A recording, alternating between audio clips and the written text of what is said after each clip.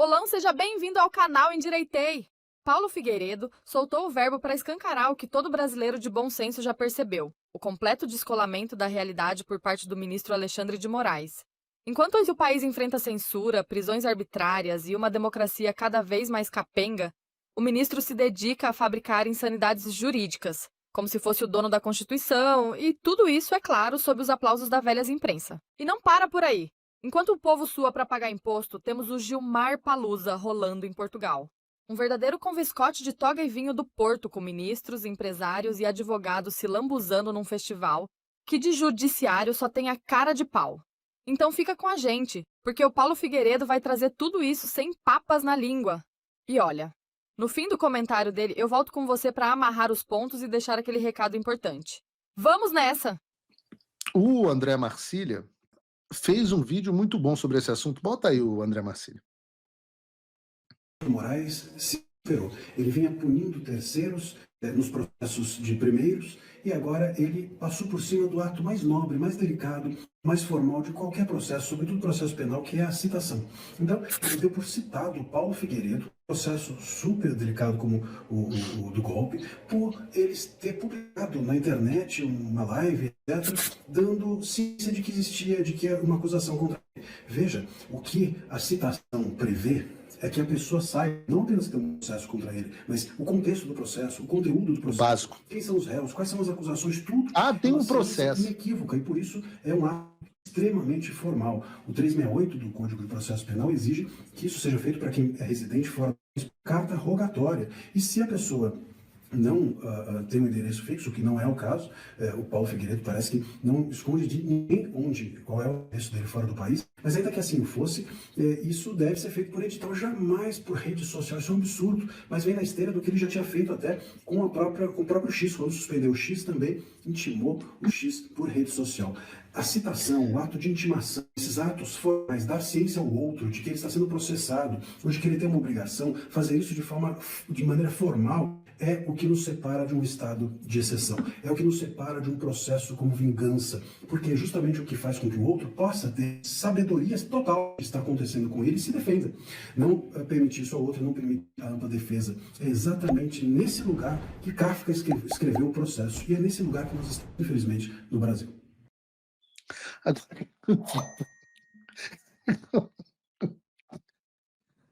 Isso aqui não estava combinado, não. Olha o que o Bruno me coloca aqui, ó. Quem que tá assistindo o programa, tá aprendendo direito? Tira essa porcaria daqui, Bruno. Tira essa careca daqui, pô. Boa. Boa, Bruno, boa. Boa. Ai, meu Deus. Então a gente fica assim no Brasil. Depois o cara citou o Elon Musk com um post no X. Já foi assim, caraca, o cara citou Elon Musk com um post no X. Aí agora a citação é pelo cara, por ele assistir um vídeo no YouTube, tá citado. E o cara ficou maluco. É completamente louco. Marcília está explicando o que seria quando tinha direito no Brasil o ato solene que é a citação.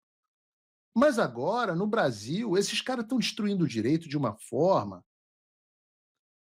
que citação virou qualquer porra. Ninguém mais sabe o que vale e o que não vale. É tal de citação por WhatsApp, citação de megafone passando na rua. Citaram ontem o Pitoli pelo filho dele de 13 anos em casa, oficial de justiça citando moleque de 13 anos em casa, familiar. Pô, é isso mesmo, é moda caralho. Não tem mais nada, é tudo feito nas coxas, virou uma loucura. E o que está acontecendo? Isso está criando, claro, o Supremo Tribunal Federal faz e ele cria o cacete do precedente. E aí vem o juiz e decide agora o que ele quer e fala, tem precedente do Supremo Tribunal Federal. Qualquer um dos 18 mil mini-tiranos, não os 200 milhões da Carmen Lúcia, mas os 18 mil tiranos dentro dos tribunais do Brasil. Cada um citando um precedente mais maluco criado pelo Alexandre. E o que faz com a profissão de advogado? A profissão de advogado acabou. Pergunta a qualquer jurista. Se você é advogado, é o tal do direito freestyle que vocês estão dizendo aqui. Se você é advogado, eu pergunto a você, no chat, respondo no chat, nos comentários, existe rule of law no Brasil? Existe devido processo legal, império da lei, Estado de Direito? Acabou. O estrago que esses caras fizeram no Brasil ao Estado de Direito acabou. O que é o Estado de Direito? Só para as pessoas entenderem. O rule of law, Estado democrático de direito. As pessoas, né, falam essas coisas, mas ninguém sabe o que significa. Eu vou explicar para vocês. Isso é uma reversão ao que era o absolutismo, onde laissez-moi, o Estado sou eu. Então, todas, na ordem normal, se você olhar a ordem natural da humanidade, todo mundo estava debaixo da vontade de um rei, de um alguém que mandasse. O que o Estado de Direito faz? Os medievalistas, o pessoal não gosta desse negócio, né? Os pré-modernistas. Mas o que o Estado moderno faz é que ele faz o seguinte: olha, tem uma lei, essa lei vale para todo mundo, ninguém está acima e ninguém está abaixo dela. Todo mundo tem que seguir essas mesmas regras que todo mundo tem que conhecer. E aí, com isso, você tem o cacete do negócio chamado segurança jurídica. O negócio que a galera, o fetichista da Idade Média, nunca vai entender. Mas o que faz o cacete da segurança jurídica? Ele faz o seguinte: você fala, olha, eu já sei quais são as regras do jogo, então eu consigo fazer investimentos, eu consigo planejar o futuro.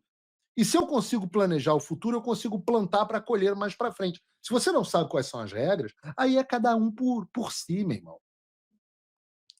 Aí deixa eu tirar o dinheiro quanto eu posso para sair dessa loucura. E é o que eu vi um vídeo até do Pablo Spaia, que era meu colega na Jovem Pan, dizendo que o Brasil foi recordista mundial, da América inteira, de número de milionários que saíram do país. Claro, para isso que eu tenho a Imigrex, inclusive, link na descrição. Você quer sair do país? Eu te explico como. Você não quer viver nesse caos. É óbvio que você não quer viver nesse caos. Quando você tem notificação de filhos de menino de 13 anos em casa, não tem solução para isso. E isso não se resolve com sanção do Alexandre. Se você for olhar o problema do Brasil, o maior problema do Brasil... Esquece. Diga você no chat qual que você acha que é o maior problema do Brasil. Aí alguns, eu vou olhar aqui, vou ler aqui o que vocês vão dizer. Alguns vão dizer, é o corrupção. Alguns vão dizer, não, é a segurança pública. Alguns vão dizer criminalidade, outros vão dizer a economia. Não é nada disso. O maior problema do Brasil é o problema que o Alexandre de Moraes está agravando para vir em cima do Paulo Figueiredo. Esquece o Paulo Figueiredo, caga, Paulo Figueiredo está bem. Paulo Figueiredo está bem, não se preocupa comigo, não. Você da Folha de São Paulo, você não sei o quê. Não se preocupa comigo, não. Se preocupa com você. Paulo Figueiredo está vivendo nos Estados Unidos, está bem sucedido, família, etc. Está bem. Paulo Figueiredo contratou, acabei de gastar um rim, contratei a melhor advogada de Interpol do mundo, a Michelle Esland, está entrevistada aqui, agora é minha advogada para esse assunto de Interpol. Para o Alexandre nem encher meu saco. Mas você que está no Brasil, o maior problema do Brasil é a insegurança jurídica. E o maior vetor de insegurança jurídica é o Supremo Tribunal Federal. E o maior vetor dentro do Supremo Tribunal Federal é o Alexandre de Moraes. Sim, tem que ser um câncer. Alexandre de Moraes é um câncer em metástase, que está se alastrando pela sociedade brasileira como um todo. Porque eu digo, o maior problema é a economia. O maior problema... Quer saber qual é o maior problema da economia brasileira? São as empresas que não têm segurança nos contratos que elas firmam, nem com fornecedor, nem com consumidor. Não tem segurança tributária. Do dia para a noite o governo vai lá e aumenta o IOF, aí o Congresso derruba, aí o governo busca o tapetão lá justamente no STF. Aí tu sofre uma ação de um doido que é amigo do juiz. Eu tenho uma ação de uma juíza corrupta do Rio de Janeiro, que é cheia dos conchavos, e ela está lá, processou a empresa do meu pai desconsiderou a pessoa jurídica, desconsiderou a minha pessoa jurídica porque tinha uma cota da empresa, e aí desconsiderou a pessoa jurídica nos Estados Unidos. Uma loucura, uma coisa de maluco. Aí o outro não fere o Código de Defesa do Consumidor, o contrato, você firma um contrato, não é um contrato abusivo, não vale. As duas partes firmam um contrato, aceitam os termos, e chega um juiz e fala que não é nada daquilo. Eu vou dizer para vocês, quando eu trabalhava no ramo imobiliário, uma vez eu tinha que ficar negociando contrato com clientes e tal, quando eu vendia um grande imóvel. E isso é anterior, tá? Isso aí tem, sei lá, mais de 10 anos. Não, bem mais de 10 anos, uns 15 anos. Eu ficava negociando os contratos com clientes até que um dia, e era um saco, advogado para um lado, advogado para o outro, cada cláusula e tal. Um dia eu vendi um imóvel de luxo, um imóvel caro para o juiz. Aí o juiz foi lá, pegou a minuta do contrato e assinou. Aí eu virei e falei assim, poxa, que bacana, não vai discutir o contrato? Ele olhou para mim e falou assim, Paulo, eu era garoto, falou assim, tá aqui não vale nada. O que vale tá aqui é preço e o que você está me entregando. Todo o resto, se eu tiver que discutir com você na justiça, tá aqui não vale nada. Aí eu olhei e falei, porra, agora eu entendi por que esse país é uma loucura. Vejam o que está acontecendo com o Google e com a Meta. A empresa investe centenas de milhões de reais no Brasil para uma operação com uma lei que era o Marco Civil da Internet. Aí, 10 anos da lei vigente, e uma ação de um terceiro vai para o Supremo Tribunal Federal, e o Supremo Tribunal Federal decide que o Marco Civil não vale. E eu estou falando isso para direito empresarial, mas na prática, né, o Brasil não tem sociedade limitada. Lembra o que o Alexandre de Moraes fez com o SpaceX através das multas da Starlink? Fez multa a Starlink, queria punir o Elon Musk por conta do X, foi atrás de uma empresa que não tinha nada a ver com a história e que tem uma estrutura societária completamente diferente. Então, como é que você vai ter segurança jurídica? Sociedade limitada é um negócio do século XVIII, que permitiu a criação das companhias. Você não tinha revolução industrial sem sociedade limitada. E o Brasil está voltando para o século XVIII, que é o que o Alexandre está destruindo, o direito brasileiro, voltando para o século XVIII. Você destrói o empreendedorismo, porque nenhuma empresa vai querer operar no Brasil, não tem limitação, não tem segurança jurídica. Você vai para a Justiça do Trabalho, é a mesma coisa. Decisão do Tribunal Regional do Trabalho de Minas Gerais. Uma empresa pode responder pela dívida de outra se tiver um sócio em comum. Igual o Elon Musk. Mas assim, em nenhum país do planeta Terra dá para imaginar uma merda dessa. Quem que vai querer investir num país como esse? Você tem Paraguai, você tem Uruguai, você tem Chile, você tem Argentina.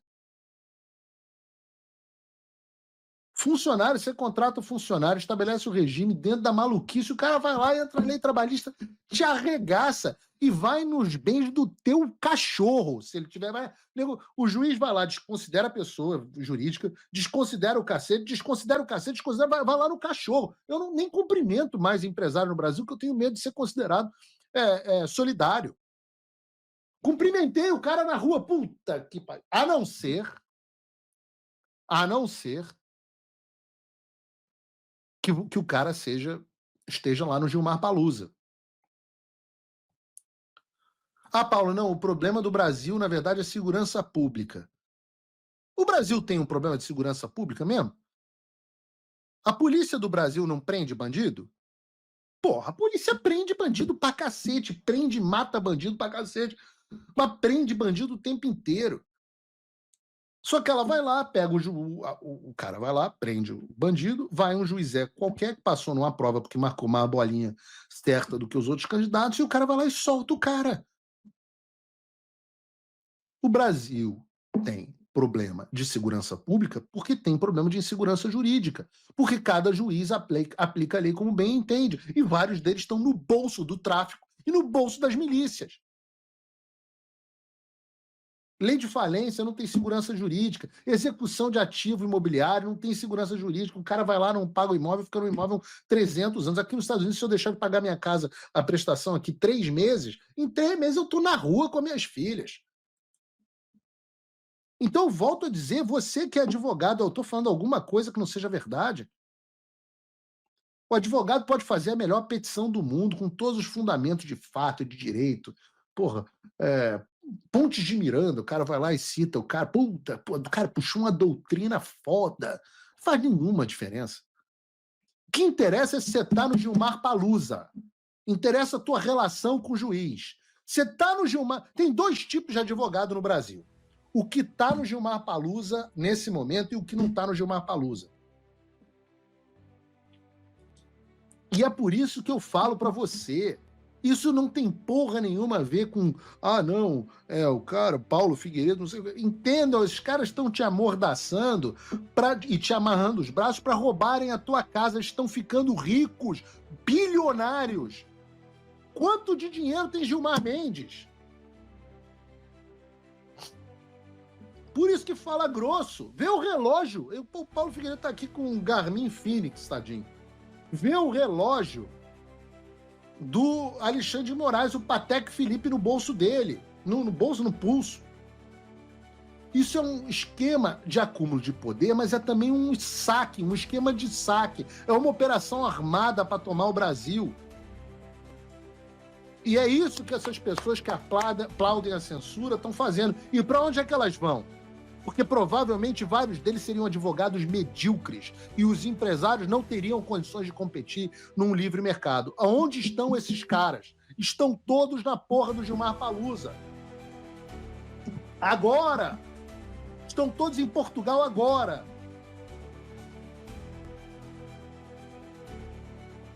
Se abrisse um buraco no chão e Portugal desaparecesse da Terra nesse momento, o Brasil ia ter 150 anos de prosperidade. Assistimos o contundente comentário de Paulo Figueiredo, que desmonta as arbitrariedades de Alexandre de Moraes e denuncia o festim de Gilmar Palusa em Portugal com argumentos claros e dados precisos. Agora quero saber de você. O que achou dessa análise? Deixe seu like, compartilhe suas impressões nos comentários. Meu nome é Elowen Tavares e juntos, seguimos firmes na luta por transparência e justiça, acreditando sempre em dias melhores. Fique com Deus e até o próximo vídeo.